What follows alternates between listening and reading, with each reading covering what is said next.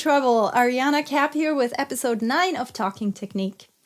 I often think about how I can get the biggest bang for my practicing buck, or how I can make the biggest use of my practicing time. And one way I've found that works quite well is to combine different topics of practicing. So, for example, you can combine music theory knowledge with song learning, analyzing the song, that sort of thing. Or I like to combine rhythmic accuracy with practicing slapping, phrasing with fretboard knowledge, right hand technique with learning scales. So you get the idea. I think it's quite important to have intention and an agenda behind this sort of practicing. Maybe it takes a little bit more focus and effort, but it's absolutely worth it. So as an example for this style of practicing, I wanted to give you a double whammy of practicing your scales and your right hand technique. The musical application of this is also plentiful, not only for your music theory knowledge, but also for your understanding of the placement of the notes within a certain musical context, as well as just some super hip stuff you can use in fills and solos and maybe even grooves and stuff and so forth. So here we go.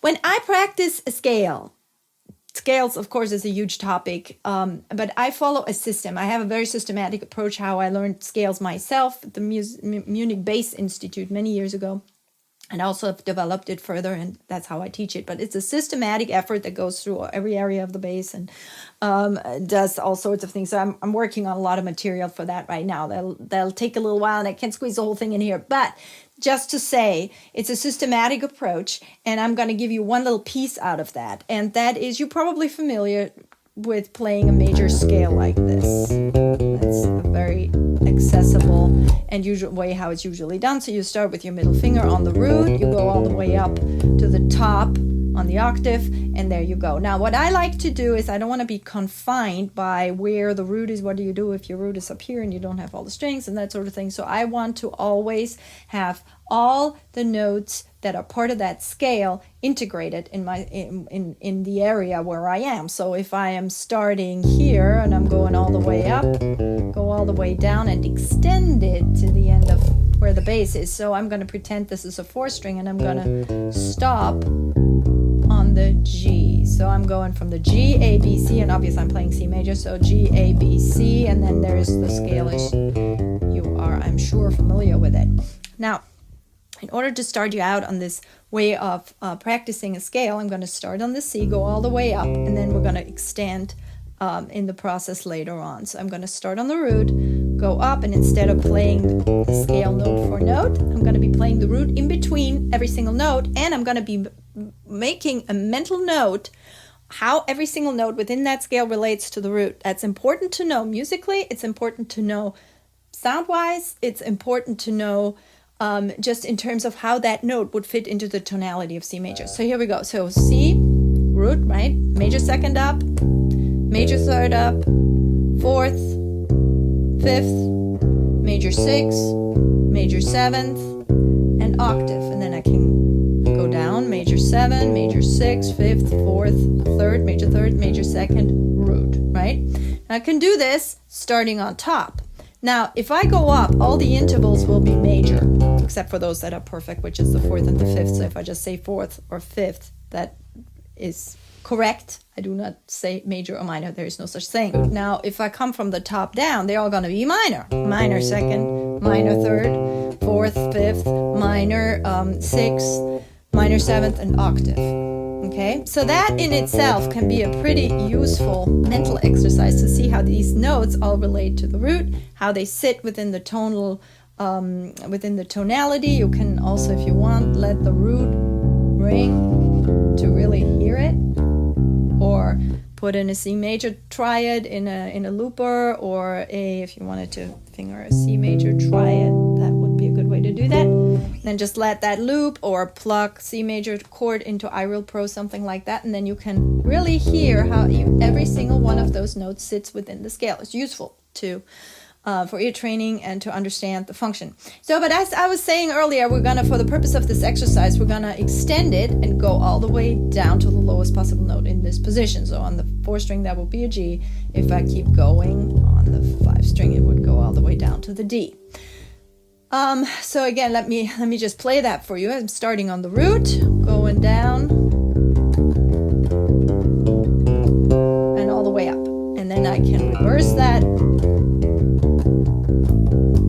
like that. And you're seeing when I do that, I'm shedding my left hand string jumps, I'm shedding agility, I'm shedding 4 fingers per fret, and at the same time I'm really conscious of keeping my right hand fingers alternating. Okay, next step. Now what I can do is I can double one of these notes up. So for example, I can double up the root. And that's what I meant with musical application,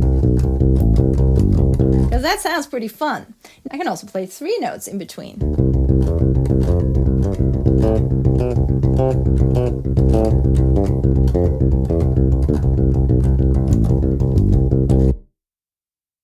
You can do 3 per beat, and that tempo, by the way, is 102.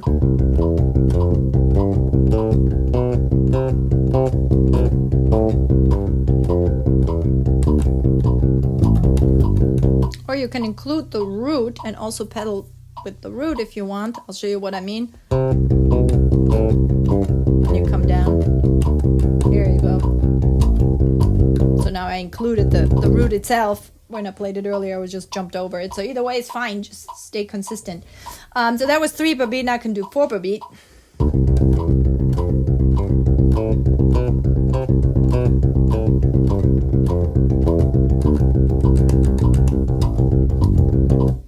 So that was pedaling with the root. Lots of musical applications for that, for fills, for grooves, for solo stuff. Creates a lot of excitement and is quite busy, so you have to make sure to place it well in a musical context. You can pedal with the root, but you can also pedal with the 5th of the scale. So if you go down a 4th, you get the 5th of the scale. Why is that? 1, 2, 3, 4, 5 is a G, right? Take it down an octave, still a G. It's the 5th.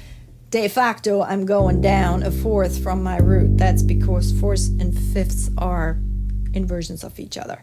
If you're confused about that, you definitely need my book, Music Theory for the Bass Player. Tells you all about that and why it's so important and great to know this stuff as a bass player. So I jump down, it's the 5th in terms of the scale degree, in terms of what it sounds like, but it's jumping down a 4th. So, and I can do the same thing. So now I pedal, and it sounds a little bit more dramatic than when you pedal with the root. And it gives you a little bit of an extra stretch.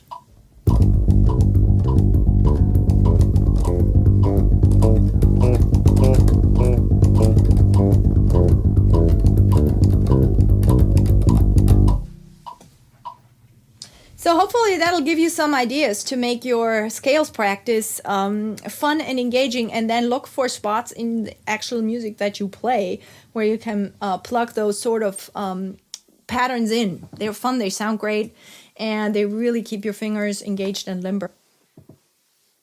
Today's tip. When you get tired, let's say you're playing a repetitive groove and your left hand is down there in the lowest position and it's going on for a long time and you find yourself really starting to cramp up, or your right hand is doing a repetitive movement, is really getting tired, resist the temptation to do this or this, respectively. When you shake your hand vigorously like that, first of all, you really can hurt yourself. There's a lot of forces at play and you can dislocate a finger, or you can hit something by accident. It hurts. Don't do that. My recommendation is let your hand drop. Rather than trying to shake off or get rid of that feeling, which is something that really creates more tension, allow for a moment that uncomfortable feeling to be there and let gravity do its thing. All I'm doing is letting my hand drop and the blood returns into the fingertips. Try to breathe into it, lightly maybe shake the joint that's above. So let's say I want to relax my fingers. I want to have the fingers completely relaxed and shake this area, so let the force extend from my upper arm. Or if this part is tired, you want to do the same idea with the shoulder. So now I'm gonna, shake from my shoulder and let this joint be completely relaxed.